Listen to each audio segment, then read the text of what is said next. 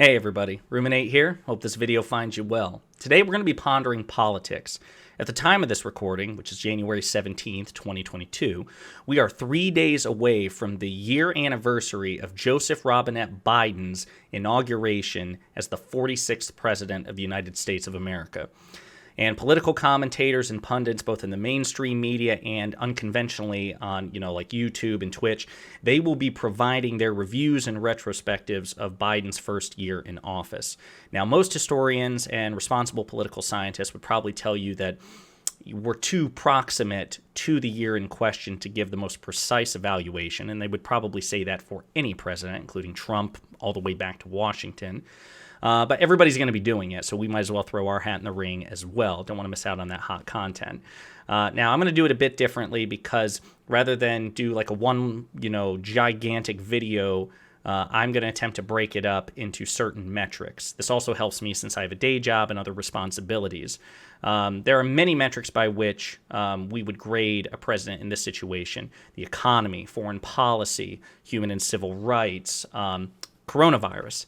And that's actually what we're going to start with, the COVID-19 pandemic, which is arguably, I would actually argue, inarguably, the most immediate and concerning metric, given that it has the highest concentration of human cost associated with it. So in this video, we're going to discuss President Biden's handling of the COVID-19 pandemic, what he inherited from his predecessor, what did he do himself, what should he have done differently, or what should he have not done? And then finally, what his opponents in the Republican Party should not have done to aid in this effort. So let's dive into it. I do want to say as well, all of these videos, as you know on this channel, are unscripted, but ever so often, like on my January 6th video, I will consult notes because the information is so dense and there's so many numbers, and I'm not a numbers guy. I'm a liberal, so we don't like numbers. That's the running joke. And I want to make sure I communicate this information properly. Now, there will be a paste bin link with the sources to the claims that I make. That way you can review in case I misspeak. You can fact check me if I get something wrong. But I will be consulting my notes every now and then. So there will be times I break eye contact with you. And I know that's upsetting because you want to look at my beautiful green peepers. And we have this beautiful thing going on. The lights are dim, but just if I look away, I assure you it's for a good reason. So let's jump into it. So in terms of what President Biden inherited from President Trump, I would say, to be super charitable, it would be called a mixed bag at best. So what were the bad things that President Biden inherited from President Trump? Number one, 400,000 fatalities. Now, I don't want to make this an anti-Trump video, even though I think any video I make could be described as that, including my pop culture ones. But due to President Trump's mismanagement of the COVID-19 pandemic, his miscommunication, his mismessaging, and his lack of aggressive efforts in certain respects, 400,000 Americans died, okay? And President Biden inherited that. And to put that in perspective, the United States at the time had 20% of COVID-19 related fatalities across the planet. Globally, we had 20% of the COVID-19 fatalities, even though we have 4% of the global population. So that's a mess.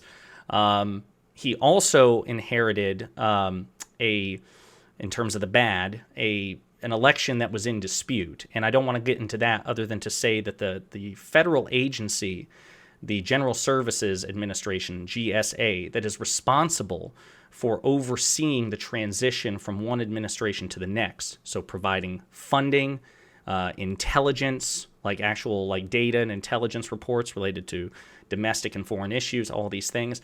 That was delayed by about 3 weeks because the GSA administrator refused to unlock the funding and intelligence to provide to the Biden administration, who were at this point just civilians, right? So given that, untold numbers of people were dying every day, the delay in that transition was highly criticized because it essentially meant that the Biden administration was running 3 weeks behind schedule in developing a plan and a series of plans to proceed with their own coronavirus response once they were inaugurated. So that's bad. In terms of the good, they did inherit 2 vaccines that were approved for emergency use. And at the time, President Trump's administration was able to purchase enough doses and get enough doses out for 4% of the U.S. population to be vaccinated. Not a lot, but also not nothing. So that's good. And in terms of in terms of mixed response or mixed inheritance, they got a vaccine rollout plan. Now, a lot of people, particularly people affiliated with the Biden administration, will say that we didn't get a vaccination rollout plan from the Trump administration. And that's technically not true. They did. It just wasn't much of one because it could be best described as let the states deal with it. And the federal response was very, very, very minimal to this sweeping effort that would indeed require quite a bit of federal oversight or indeed cooperation. So that was the bad, the good, and the mixed in terms of what he inherited. So we know what he got. What did he do with what he got? Let's dive into it. And this is, I tried to group these in at least a cogent order, if not chronological. Okay, so in terms of what did President Biden do? He implemented regular COVID media briefings and updates that were led by his scientific team. You had Dr. Michelle Walensky from the CDC, and then obviously, most famously, Dr. Anthony Fauci, a 40-year veteran of, federal epidemiology. He was appointed by Ronald Reagan. He's worked under Republicans and Democrats, hardly a partisan actor. Biden allowed the scientists to regularly update the American people, and he took a step back in that respect, which is very different from what the Trump administration did. President Biden used the Korean War-era Defense Production Act, which allows the federal government to assert quite a bit of control, however temporarily, over private businesses to direct their manufacturing and their production for federal emergencies. President Biden used it at least twice. First, to help Pfizer maintain or obtain the heavy machinery that they needed in order to expand their mass vaccine plant in Kalamazoo, Michigan.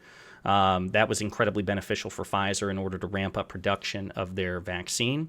And then the Biden administration used the Defense Production Act to ramp up, just in general, production of rapid tests and use that to provide those free tests to community health clinics, and then required those private insurers to reimburse citizens or consumers who purchased these tests on their own accord. The private insurance companies would have to reimburse them for it.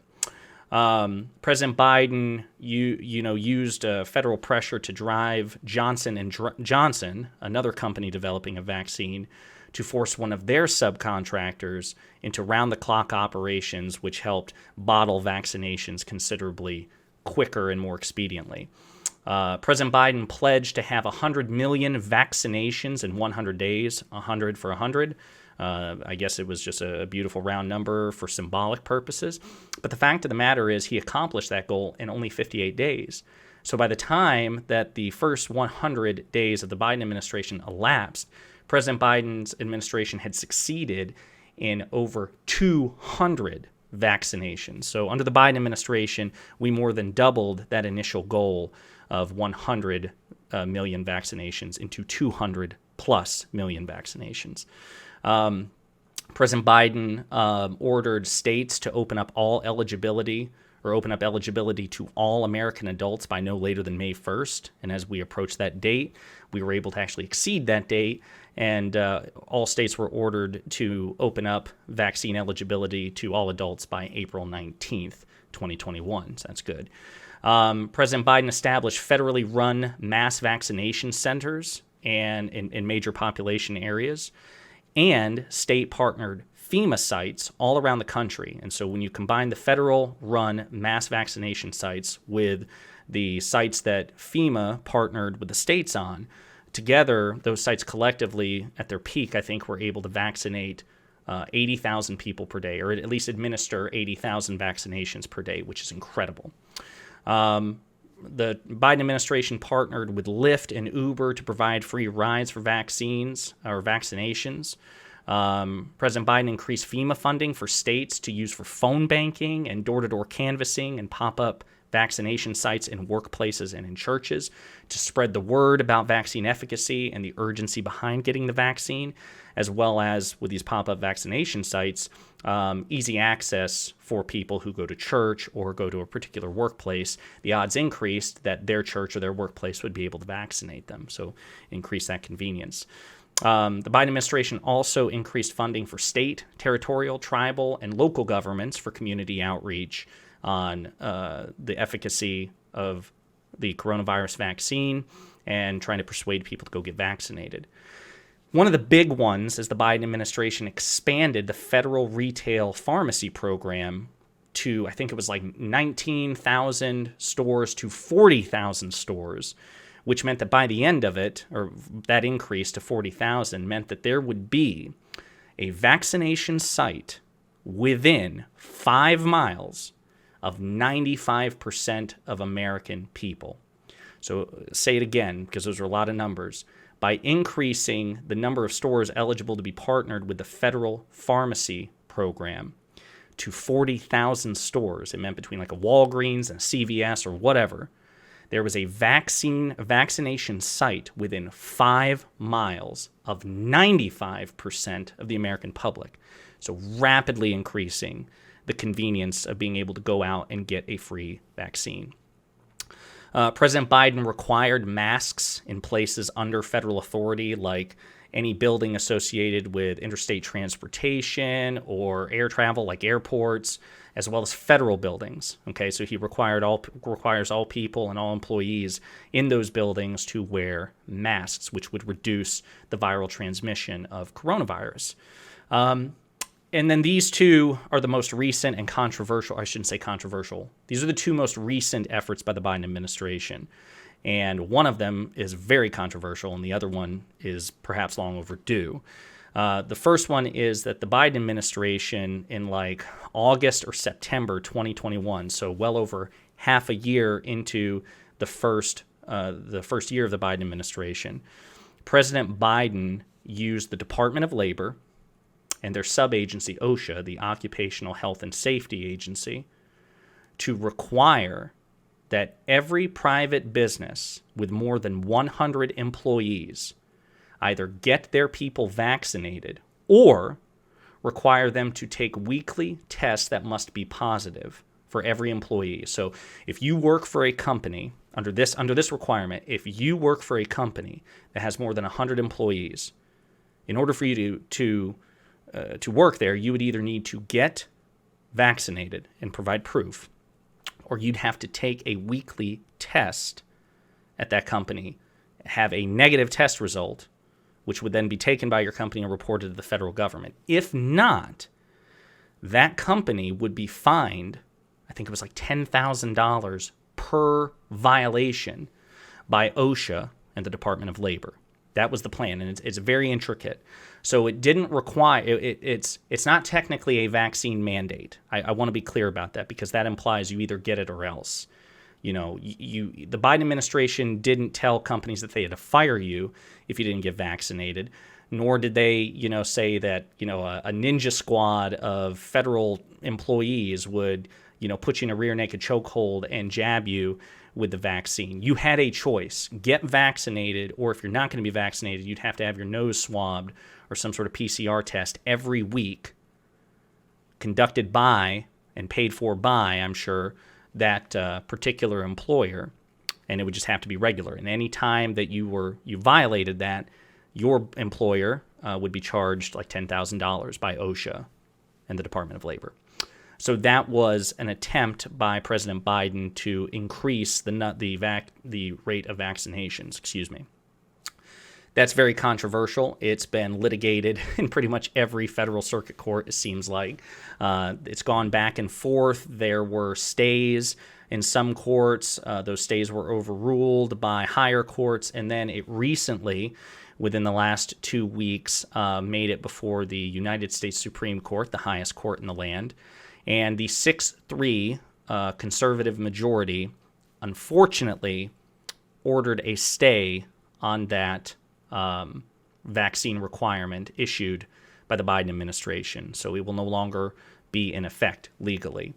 Now, they did uphold the mandate or the requirement for healthcare workers, the Biden mandate for healthcare workers, just not the Biden administration mandate for employers, private companies with over 100 employees, unless it's a healthcare agency. So largely a defeat for President Biden, and I would argue anybody who takes the coronavirus seriously, a defeat for us, but that was an attempt by President Biden. And in the time that it was in effect, the weeks or months it was in effect, the vaccine requirement, despite widespread criticism, especially from conservatives, and hesitation from some on the left, the results speak for themselves. I mean, you have, like a 95% vaccination rate among certain private companies.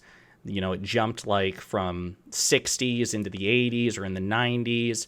You have branches of the U.S. military, like the Marine Corps, which I think it has like 108,000 enlisted Marines and only like, 100 or so Marines were discharged due to refusal of getting the vaccine. So, I mean, broadly speaking, there's quite a bit of data to suggest that despite a lot of people saying, well, if I'm told to get a vaccine, then I'm just going to quit my job, damn it. No government going to tell me what to do.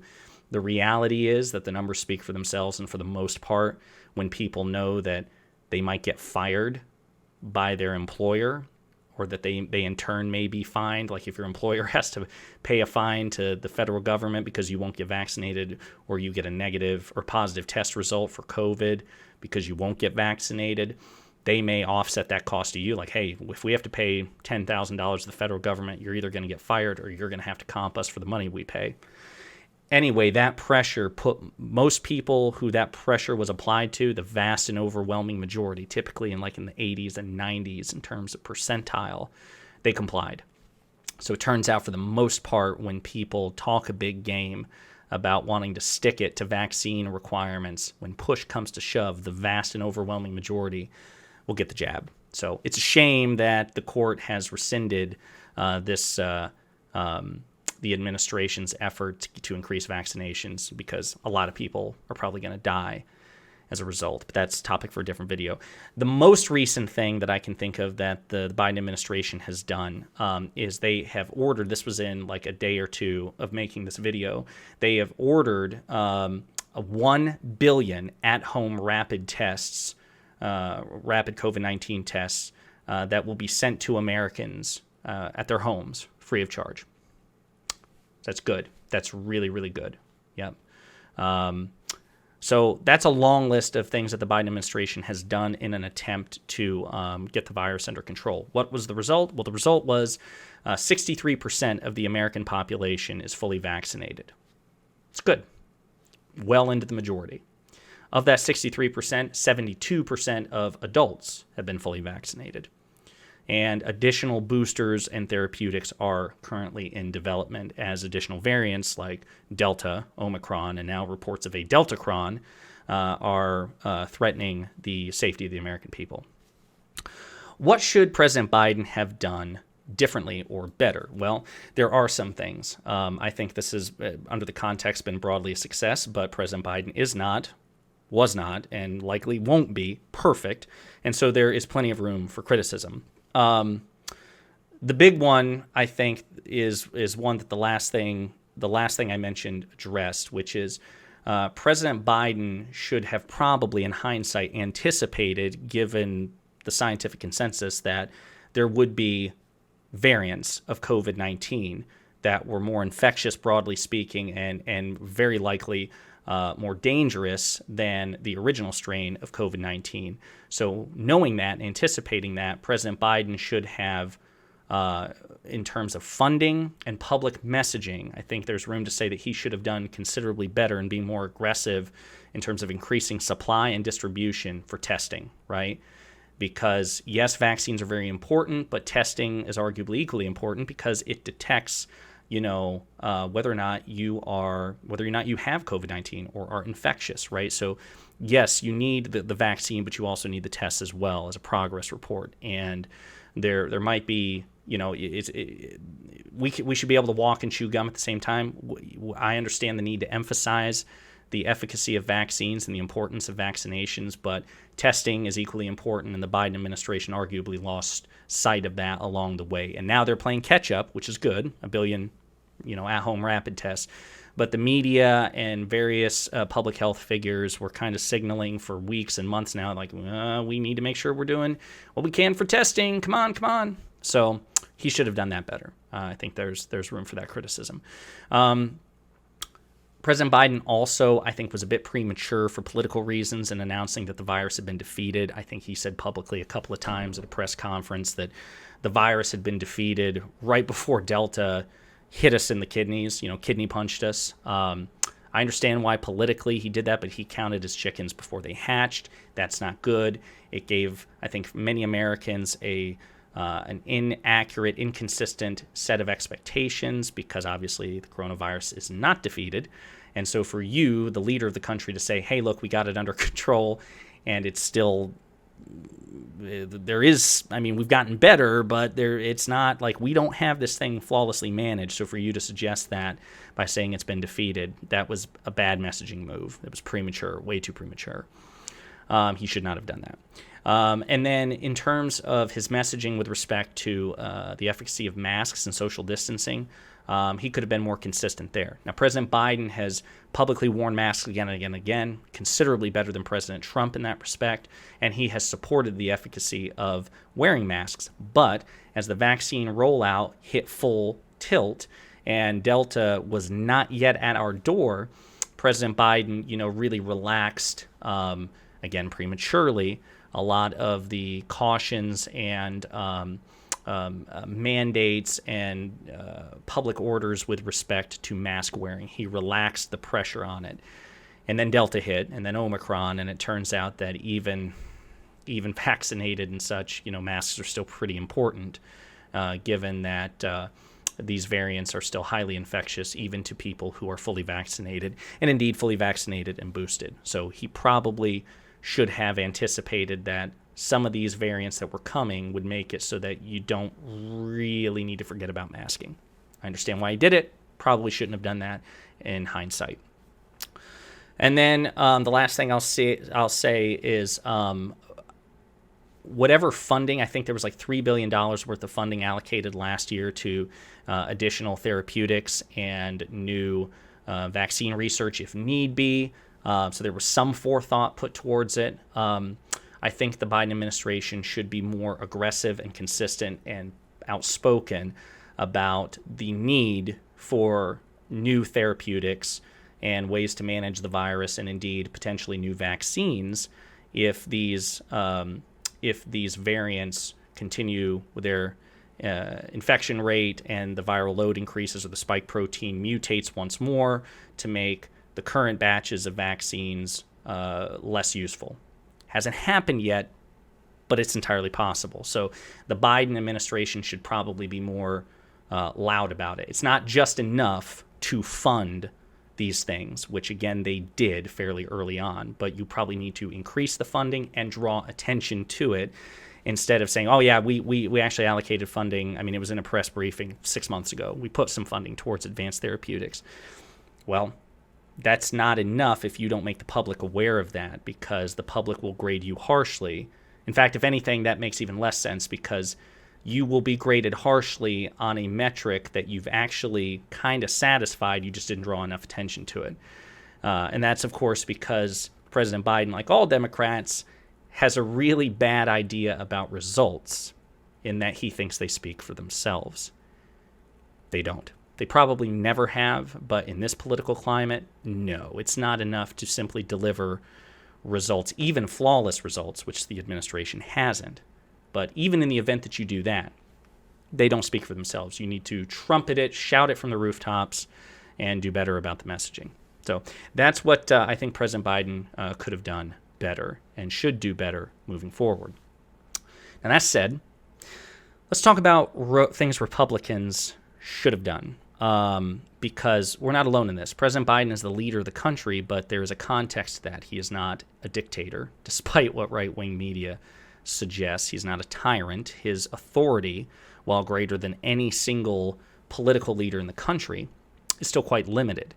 and he has to work not only with other organs of government, but organs of government that are heavily influenced or led by parties who are ideologically opposed to him, the Republican Party. So there's no way in hell any president, a Republican president or a Democratic president, could possibly handle a situation like COVID-19, without the cooperation, and I would argue enthusiastic support, of the other party. And President Biden doesn't have it. He never had it. And again, that's a topic for a different video, but I will remind you that Mitch McConnell publicly and famously said, echoing his sentiments with respect to President Obama, that he intends to fight the administration's agenda. And while Mitch McConnell may personally be an advocate for vaccine efficacy as a polio survivor, that attitude is reflected in his party, the idea of just fighting the administration, taking a contrary position as often as possible.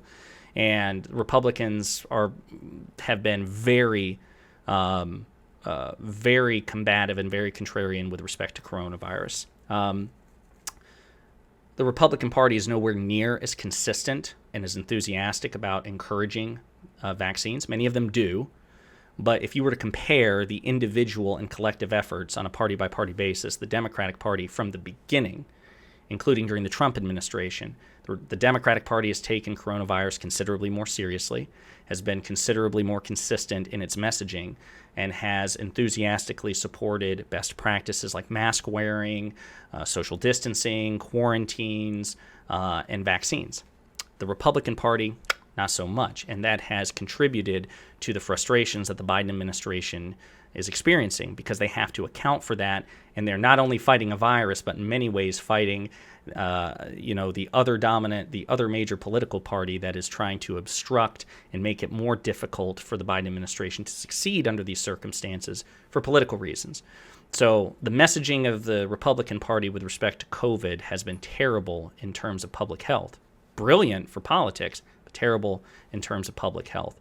So the Republican Party would essentially need to prioritize public health over political expedience. It's not going to happen. But they should do that. They should have done it from the beginning, and they should do it right now. Like right now, they're not, but they should. They should not have spread COVID skepticism and vaccine skepticism like many of them still do, including Marjorie Taylor Greene, for example. And those who do should be harshly and unambiguously rebuked by the saner elements of their party. And again, occasionally that happens, but it needs to be consistent and loud. Marjorie Taylor Greene should not be taken seriously on anything by any Republican, privately or publicly, because, if nothing else, of her COVID stance. That's how the political party should handle COVID denialism, COVID skepticism. It's killed nearly 1 million people between the death tolls under the two administrations, and we need to get it under control. And in order to do that, we should harshly repudiate and rebuke any of our leaders who express skepticism or denialism in vaccine efficacy or in the pandemic itself. Like, they should be exiled politically and only allowed to return after they publicly apologize for doing that and, do a Game of Thrones style walk of shame or whatever. So the Republican Party really doesn't do that. Sometimes they'll just stop it, stop saying that, Marjorie, come on, stop it. But they don't do it loudly because they think she's politically useful. They need to get better. Not spread COVID denialism and skepticism, or vaccine denialism and skepticism, harshly and consistently and loudly and publicly rebuke those of their party who do.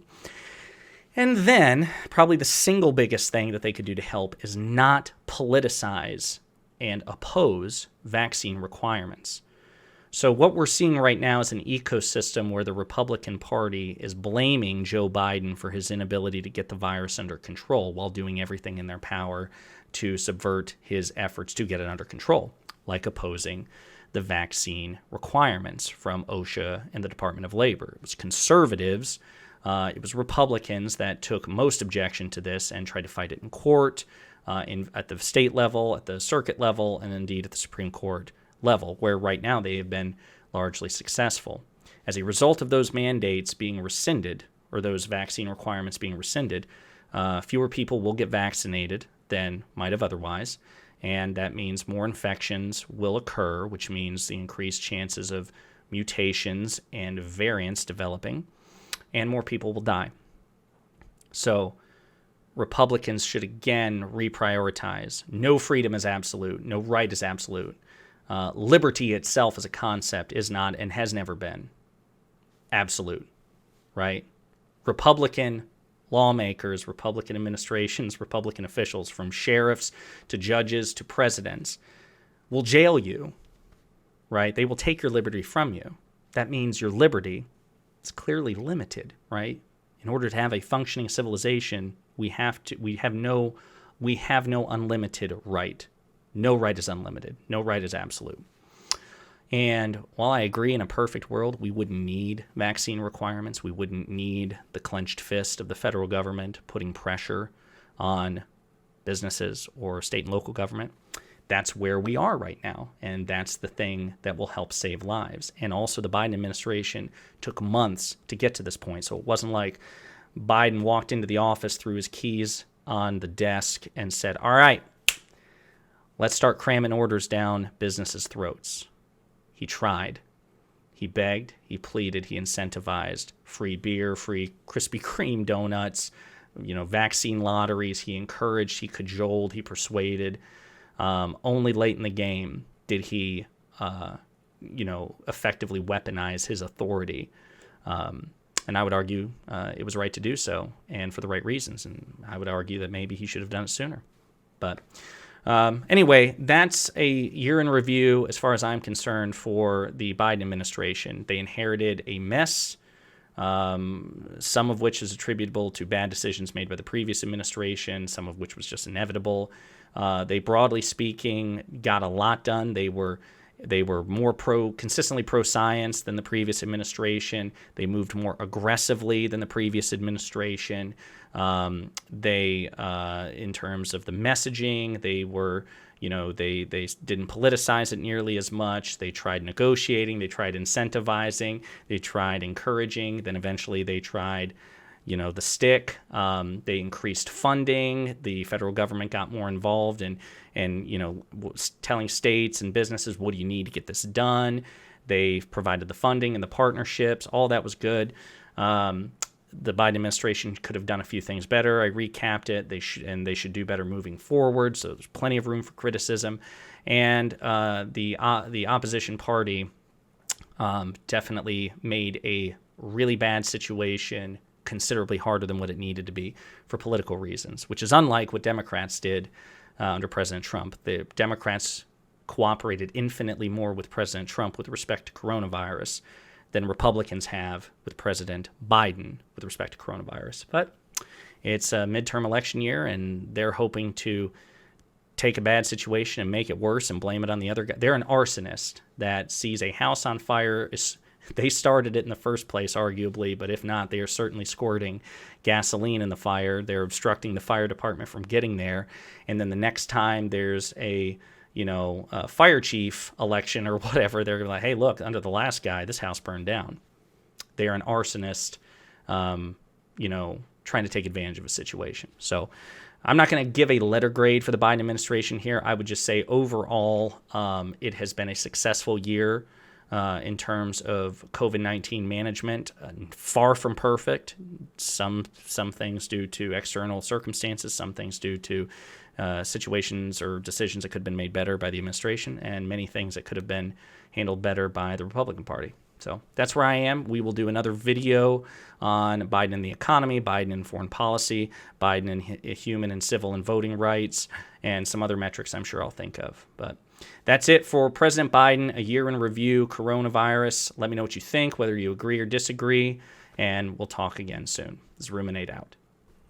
Hey, thank you so much for watching. Now, we're looking to grow the channel as aggressively as possible this year, so if you haven't yet, we'd really appreciate it if you like, subscribe, and follow us on any or all of our social media pages. The links are below.